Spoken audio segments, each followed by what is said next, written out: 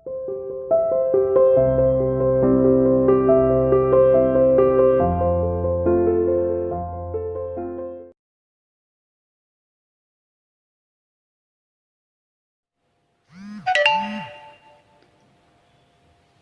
students, today we are going to discuss about the components of blood.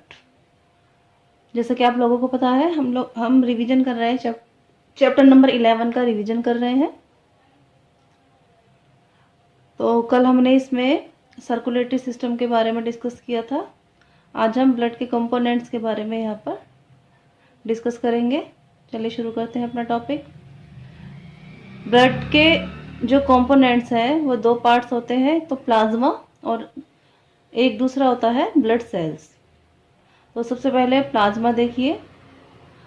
Plasma is the fluid part of the blood. Plasma blood का fluid यानी कि liquid part होता है। It is yellowish in colour.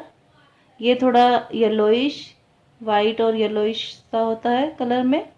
And contains about 90% water, और 90% तक इसके अंदर water present होता है।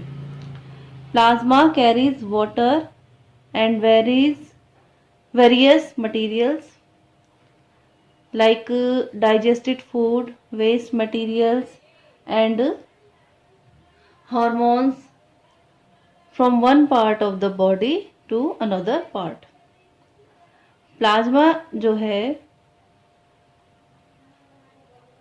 प्लाज्मा के अंदर वाटर होता है, वाटर प्रेजेंट होता है, और इसके अलावा बहुत से जो है मटेरियल्स होते हैं, कई प्रकार के मटेरियल्स प्रेजेंट होते हैं। जैसे डाइजेस्टेड फूड, जो डाइजेस्टेड फूड होता है उसमें सभी न्यूट्रिएंट्स प्रेजेंट होते हैं, protein, vitamin, carbohydrate.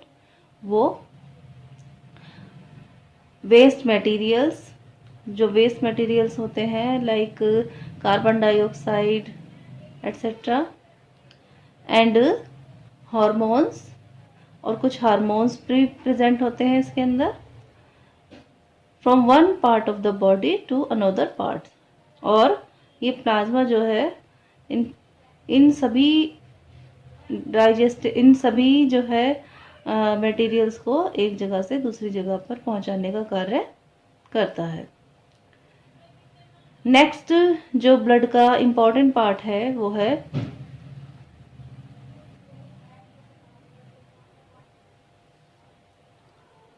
Red blood cells या आरबीसीज, और इरिथ्रोसाइट्स भी इनको कहा जाता है।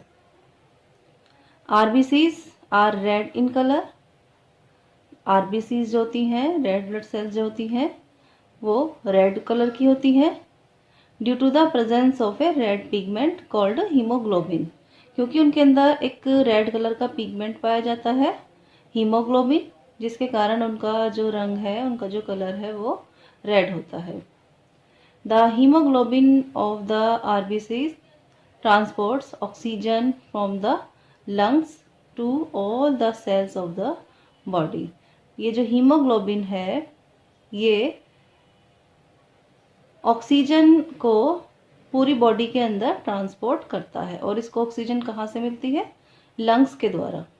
ये लंग्स से ऑक्सीजन लेके पूरी बॉडी की सेल्स को ट्रांसपोर्ट करता है, यानी कि पूरी बॉडी की सेल्स को ऑक्सीजन भेजता है, यानी कि ट्रांसपोर्ट करता है।